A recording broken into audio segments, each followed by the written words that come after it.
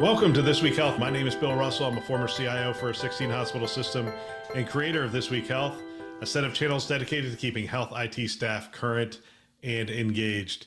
Today we have an interview in action from the 2023 spring conferences, ViVE in Nashville and HIMSS in Chicago.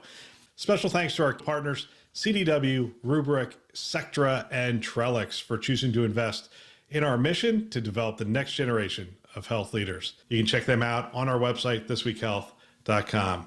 Now, on to this interview. All right, here we are from the ViVE conference, the first interview of the second day. So it's early in the morning. We're here with Brian Symonds, President Optimum Healthcare IT. Brian, wow. What do you think of the conference so far? Well, it's been busy. Given the times we're in, seeing the amount of attendance has been impressive, and the events I've been to had really great attendance as well. The show floor was really busy yesterday, so very happy with it. Yeah, well, is this your first ViVE, or have you been involved? No, I've been involved a few times, yeah, in last year as well. Yeah, it's grown a lot since last year. Well, the energy I think the ViVE Chime combination brings is I think it brings a lot of energy from the health side of things, and some of the startup new technology pieces kind of combined with more of the operational side of Chime has been interesting. Some interesting conversations evolved from it. I think my joke for today is, have you heard of GPT-4? Like, the number of times I've heard that mentioned on the floor is really kind of over the top. Coming into this conference, what were you looking to see at the conference, or the conversations you were looking to have?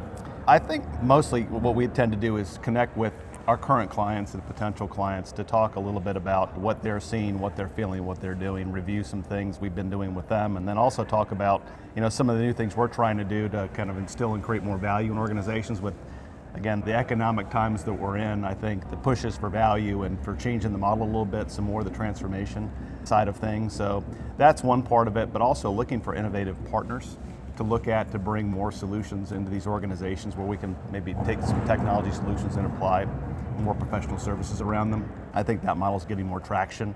The managed services aspect of things to kind of offset some of the staffing challenges. So those models I think are starting to grab hold a bit as well.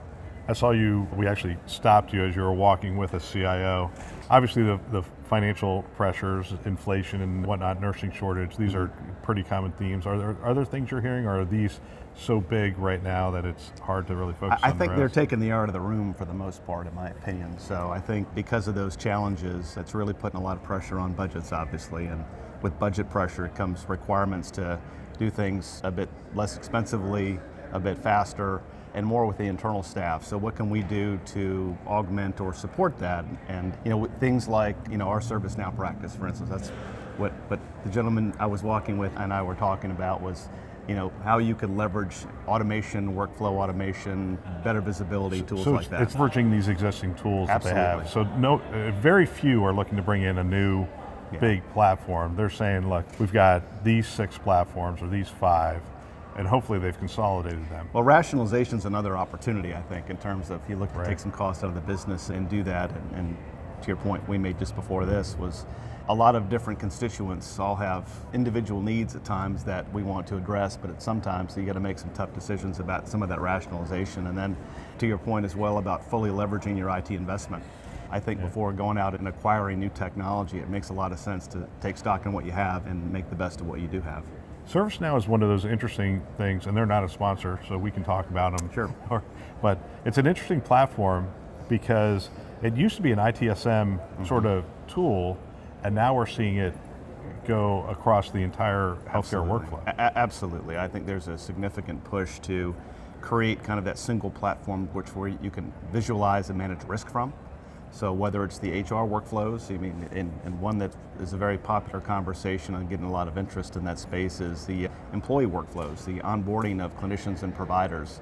As again, staffing and bringing folks in is such a hassle sometimes. That onboarding from hire to productivity is lost money. And it's probably the number 1 or number 2 challenge you get from corporate teams and health systems right now, is that's a significant frustration item.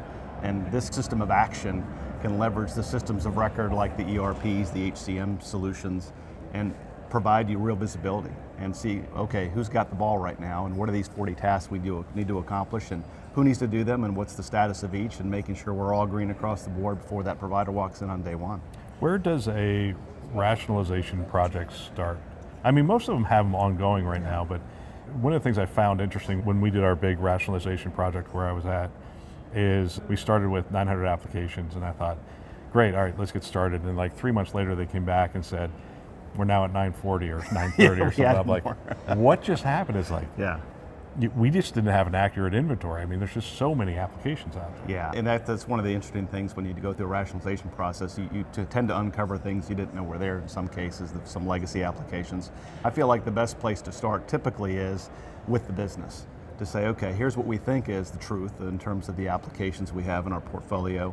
Let's go work with the businesses we categorize these things to understand from a business impact perspective, but also the need and seeing that, hey, we've got significant overlap in a large collection of applications, getting the executive team and the leadership team to buy in to say, hey, do we need 14 legacy EMRs that we never integrated and rationalize those, because those cost real money. And I think the times we're in today, every dollar counts, and if I can go take cost out of that business, take that data, aggregate it somewhere where it's still accessible by the providers and clinicians when they need it at the point of care.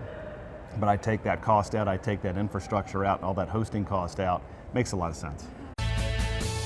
All right, we'll get back to our show in just a minute. We're excited. We have a great webinar for you in May, on May 4th at 1 o'clock Eastern Time. It is part of our leadership series on modern data strategies in healthcare.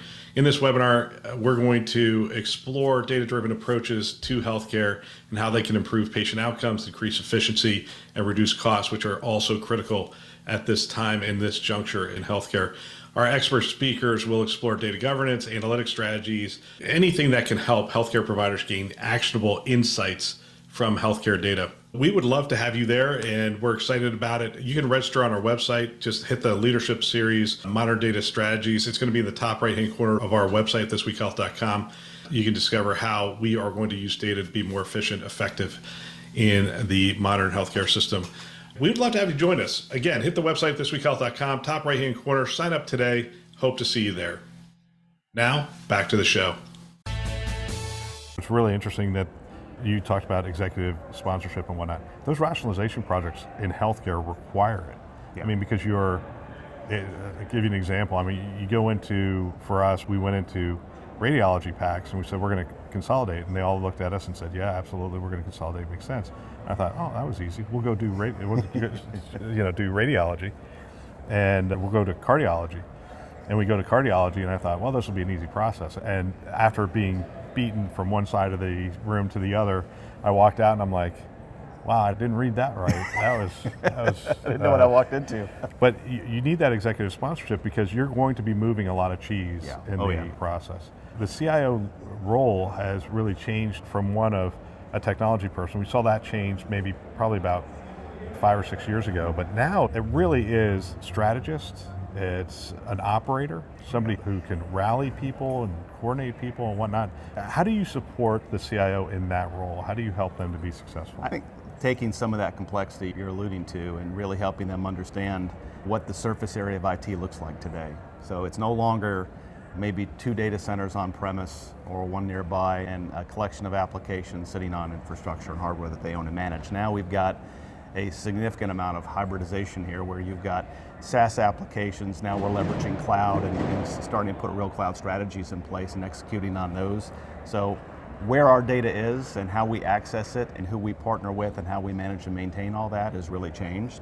So on top of, and then having to secure it all from the cyber perspective, making sure it's all standards based and we're protecting the data the best we can and really having that visibility is really what the biggest part was changed. That's, I think, where we're helping organizations is to make sense of that, understand what that looks like, and put together a strategy that kind of contemplates all of those pieces. Because the cloud's relatively immature in healthcare still, but bringing that to bear in an effective manner and a cost-effective manner is probably one of the bigger challenges, and that's a big piece of what we do on the strategy side as well. I think my exit question with you is an area that you guys have excelled over the years has been the EHR and the EHR implementations. Where are we at from a maturity standpoint on our EHR optimization, I guess is what we would call it. I mean, are we maturing that? Are we using that tool to its fullest? I think there's been a move over the last several years to migrate back to more of a foundation model to say, hey, so many organizations had significant configurations. I won't call them customizations, but additional configurations. Oh, they were customizations. I was in those meetings. Try not to use those bad words, but and realizing in terms of supportability and upgradability, all those challenges they had. So getting back to more of a foundational aspect of that. And I think as some of the big EMRs we're really that simplifying market, we're trying to, I think, yeah. It's somewhat a cost, but it's somewhat an agility play as Absolutely. well. And then some of it's being really dictated to us in terms of, hey, if you want the latest, if you want the greatest, I mean, we're gonna stay in that mode. Well, Brian, I want to thank you for your time. Thank you for your service in healthcare. Thank you very much. Thanks. Another great interview. I want to thank everybody who's spent time with us at the conference. I love hearing from people on the front lines, and it's phenomenal that they've taken the time to share their wisdom and experience with the community. It is greatly appreciated. We want to thank our partners, CDW, Rubrik, Sectra, and Trellix, who invest in our mission to develop the next generation of health leaders. Thanks for listening. That's all for now.